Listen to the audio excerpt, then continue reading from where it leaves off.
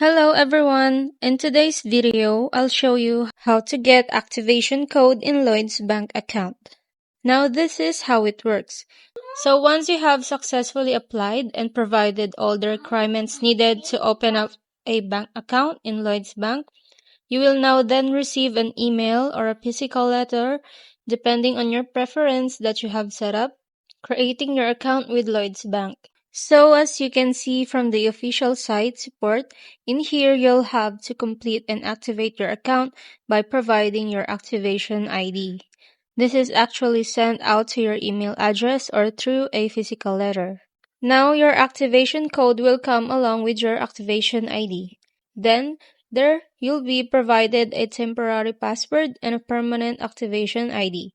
Once you have filled out these forms, right here, you just have to double check the activation code that you received if it's correct or not.